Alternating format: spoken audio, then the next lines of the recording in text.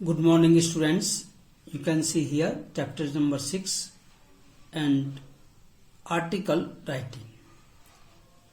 Last time we have learned about report writing and now article writing is here. Introduction of the chapter. In this chapter, writing an article is quite challenging, यानी कि article लिखना अपने आप में एक चुनौती है. Article यानी कि एक लेख. It requires a high degree of creativity. इसमें उच्च स्तर की रचनात्मक अक्षमता आपके अंदर होनी चाहिए, क्योंकि इसमें आपको विषय तो मिल जाता है लेकिन विषय से संबंधित तथ्य जुटाना बड़ा कठिन होता है और पाठक को अच्छी प्रकार से संतुष्ट करना अपनी शब्दावली से, अपने तौर तरीके से, अपने लेखन से, अपनी प्रभावात्मकता से ये आसान नहीं है. तो इसे बहुत क्रियात्मक तरीके से लिखा जाता है. A wide range of vocabulary. आपका शब्दकोश काफी विस्तृत होना चाहिए, क्योंकि आप जब लेसन पढ़ते हैं, एक क्लास से दूसरी क्लास में आते हैं तो डिफरेंट वर्ड आपको देखने को मिलते हैं. मेन लॉजिक या मेन पर्पज जो राइटर का होता है वो नेक्स्ट क्लास में नए शब्दों का ज्ञान कराना होता है, नए इडियम्स फ्रेजेस को नॉलेज में डालना होता है, नए ग्रामेटिकल सेंटेंसेस स्टूडेंट्स को देना होता है. और ये जितने भी आप चैप्टर्स पढ़ते हैं ये अपने आप में आर्टिकल को ध्यान में रखकर ही तैयार किए जाते हैं. इसमें नया क्लेवर, नया कंटेंट, नई सामग्री देनी होती है. And a thorough knowledge of the subject organisational abilities. इसमें संपूर्ण ज्ञान उस विषय का होना चाहिए और बहुत गहरी योग्यता उस सब्जेक्ट के संबंध में होनी चाहिए. तथ्यों को पाठक के समक्ष रखना. हो सकता है कि आपका पाठक उस विषय से बहुत कुछ जानकारी रखता हो, लेकिन उसकी जानकारी में वर्धन करना, उसको और बढ़ा देना, उसको और वाइड कर देना, ये राइटर का काम है. अब देखते हैं points to remember while writing an article.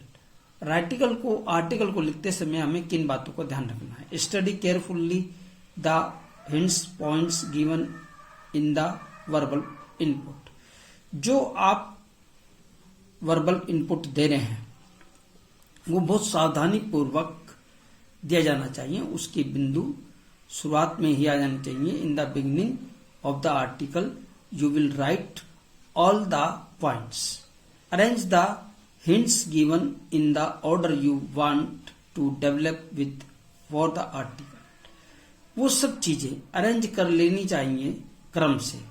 उनमें क्रम होना चाहिए, क्रमबद्धता होनी चाहिए कि किस नंबर पर हम पाठक को क्या चीज पढ़ने के लिए दें और किस नंबर पे हमें दूसरी चीज क्या देनी है. इसका एक क्रम हमारे माइंड में पहले से होना चाहिए. Divide your article into several paragraphs, minimum 3. यहां पर कम से कम 3 पैराग्राफ में आप अपनी बात रखेंगे.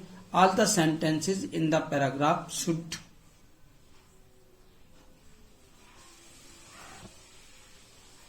should be logically constructed to be objective for which the article is being written. यानी कि जो आप विषय लिखने वाले हैं उसके बारे में पहले पैराग्राफ में तथ्यों को तार्किक ढंग से समायोजित करते हुए लिख देना चाहिए. In the first paragraph introduce the topic. उसमें टॉपिक आना चाहिए.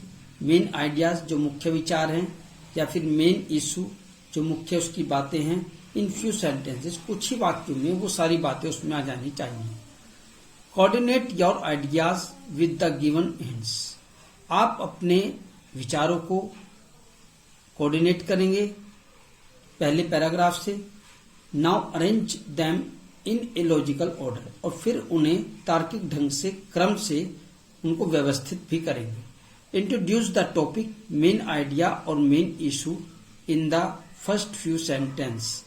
पहले वाक्य में जो मुख्य विचार है या मुख्य बात है वो इंट्रोडक्शन के रूप में आ जानी चाहिए। इसके बाद कंपेरिजिंग फर्स्ट पैराग्राफ, पहले पैराग्राफ में जो आपने लिखा था उसको सामने रखते हुए उससे तुलना करते हुए। In the middle paragraph highlight the main facts, और मुख्य जो बातें हैं उसके मध्य के पैराग्राफ में टॉपिक जो आपने दिया था वो सभी बातें आ जानी चाहिए। Like the cause and effects, कारण और प्रभाव, एडवांटेज उसके लाभ, एंड डिसएडवांटेज उसकी हानियां, वो सब स्पष्ट रूप से उसमें आ जानी चाहिए। In the last few sentences state your conclusion on the topic, और अंत में वाक्यों को इस तरह से उपसंहार के रूप में जो आपने टॉपिक दिया था स्पष्ट कर देना चाहिए कि पाठक को उसमें इंटरेस्ट, रुचि पैदा हो। Language used should always be simple and grammatically correct, भाषा आपकी हमेशा से की तरह साधारण और व्याकरणिक होनी चाहिए, शुद्धता का इसमें विशेष ध्यान रखें। एलिमेंट्स एंड आर्टिकल, जो एलिमेंट्स हैं, तत्व हैं आर्टिकल की में क्या है, एक तो टाइटल उसमें होना चाहिए, the title should be eye catching, आकर्षित करने वाला होना चाहिए। इलिस्ट्रेटिंग द सेंट्रल थीम्स, और उसमें जो मुख्य विचार है वो उसमें झलकता हो। नेम ऑफ द राइटर, जिसने उस आर्टिकल को लिखा है उसका उसमें नाम होना चाहिए। Sign off your article with your name either at the end और इमीडिएटली बिलो द टाइटल, और टाइटल के ठीक नीचे जिसने भी इस आर्टिकल को लिखा उसका नाम आ जाना चाहिए। इंट्रोडक्शन के रूप में एस्टेब्लिश द कॉन्टेक्स्ट एंड